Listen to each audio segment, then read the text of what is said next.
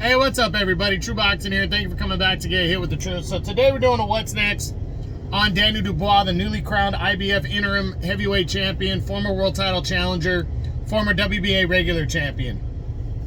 Following his career best win, an 8th round TKO victory over Filip Hrgovic, the previously undefeated mandatory #1 ranked contender, on the 5 versus 5 undercard on pay-per-view that took place on June 1st.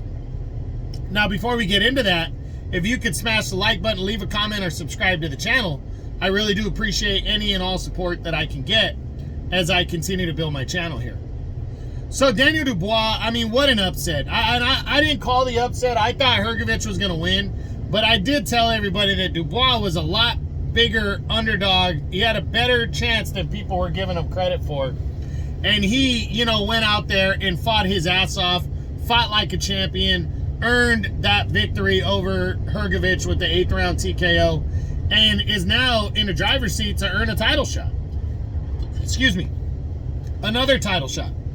But the big question is, what's next for him? Who's he fighting next? Well, obviously Usyk and Fury is off the table, but the hot topic and pick is that him and Anthony Joshua are going to collide in September on a huge card from the United Kingdom. And so that right now, that's the likely front runner. But Anthony Joshua has not locked in the fight because he wants to know if it's going to be for the vacant IBF title or not, or for the IBF title period. Because if the IBF takes the belt off of Usyk, then Dubois is upgraded to full champion, and then Joshua would challenge Dubois for the title. My personal opinion is that, let me just say, I think this fight is likely to happen no matter what, whether the title's on the line or not, because if it's just for the interim title, then Joshua is not only the likely next contender for whomever the winner between Usyk and Fury, the rematch, he's also, if they do not fight him, if they decide like, hey, we're going to fight a third time, then Joshua gets upgraded to world champion. He's a champion again.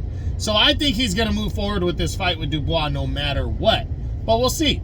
We'll see what goes down. Now, if that does not happen, who else would Dubois fight? How about a rematch with Filip Hrgovic? I don't see it. He beat Hrgovic convincingly. I don't feel like he needs to fight a guy like Hrgovic yet. So I'm going to lean towards the no.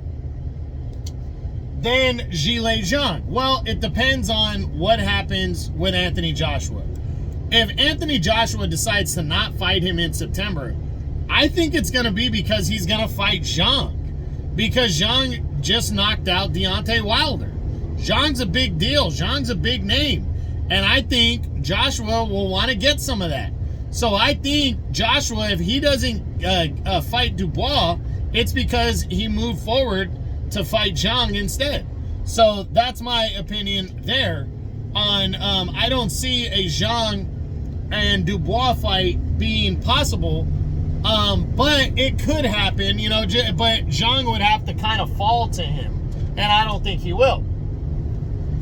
Then there's a rematch with Joe Joyce. What's funny is Joyce is fighting in July against Derek Chisora.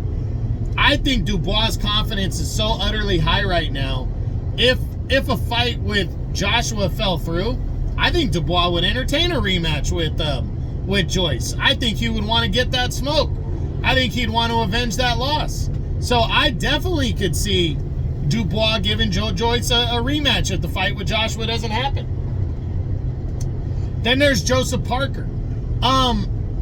Again, if Joshua passes on a fight with Dubois because the IBF title's not on the line, I don't think he chooses Parker. I think he'd probably choose Zhang. So would Dubois fight Parker? And I think he would. I think Daniel Dubois would absolutely fight Joseph Parker because Parker has wins over Wilder and what's his name right now, and he's also the WBO interim champion. So let's not forget about that. If Parker's the IBF interim champ, and I mean, if he's a WBO and Dubois is the IBF, then the winner is in line for 2 world titles. So I absolutely think Daniel Dubois would fight Joseph Parker if Joshua passes on him and goes after Zhilei Zhang instead. So yeah, I do think there's some legs to that one. How about Dubois and Deontay Wilder? I think if, you know, again, if Dubois and Joshua don't happen next, and Wilder's there and he wants to fight, I wouldn't be surprised if Dubois fought Deontay Wilder, but I just don't think it's likely to happen. That's just me. Then Ajit Caballel. I don't think Caballel's a big enough name. I just think Dubois has better name options that he would rather go after than Caballel. Other guys, Martin Bakole. I don't think Bacole's a big enough name. Even if Bakole beats Jared Anderson in August, that might give him enough cred, but I don't know if Dubois would fight him, you know, and especially Dubois wanting to get back in the ring ASAP. I don't know if there'd be enough time for Bakole, and I don't even know if Dubois would want to fight him. He might just want to go after a bigger name opponent, so we'll have to see. Then Frank Sanchez. Frank Sanchez coming off the loss to Caballel. I don't think Dubois would give him the time of day. I'm going to say no.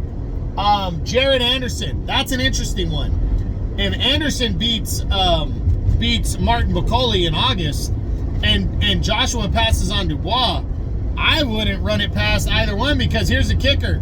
Dubois with Queensberry, which works with Top Rank. They're kind of co-promoted with Top Rank, and Jared Anderson's a Top Rank guy. So yeah, I really think if Joshua passes on the Dubois fight, I think Jared Anderson, he's also highly ranked in the IBF. This one definitely could happen for the interim title. Yeah, for sure. Then there's Efe Ajagba. I don't see him giving Ajagba the fight. Just Ajagba, not a big enough name. Would be too high risk, low reward. Lenny Apparel's a no. Andy Ruiz Jr.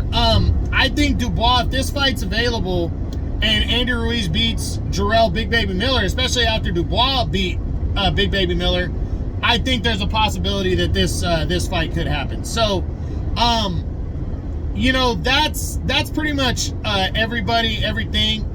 My overall opinion is that Daniel Dubois is going to fight Anthony Joshua. I believe that's going to happen no matter what, and I'll tell you why. If it's for the interim, if it's for the official heavyweight title, it's going to happen for sure, the IBF title.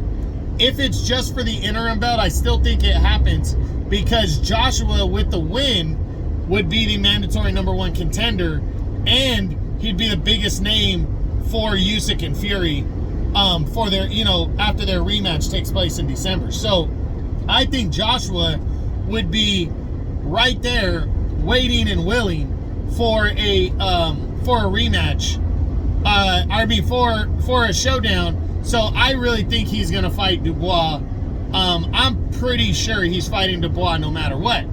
Now, other options though for Dubois if the Joshua fight falls through, and he's kind of got a lot of them. He's got a lot of good options. Jared Anderson, if he beats Martin Bakole, I think that's a real one. Joseph Parker, if Joshua doesn't choose Parker, I think Joseph Parker has a very good chance, because it's a interim unification heavyweight title fight, because they're both interim champions right now. I think a rematch with Joe Joyce could happen as well.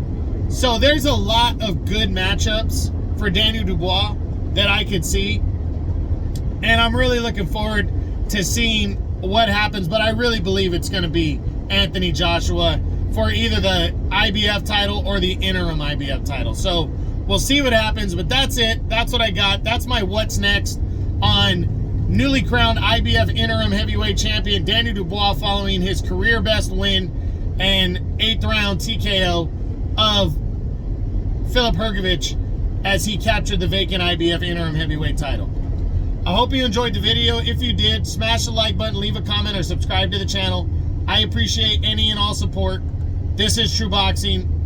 You've been hit with the truth.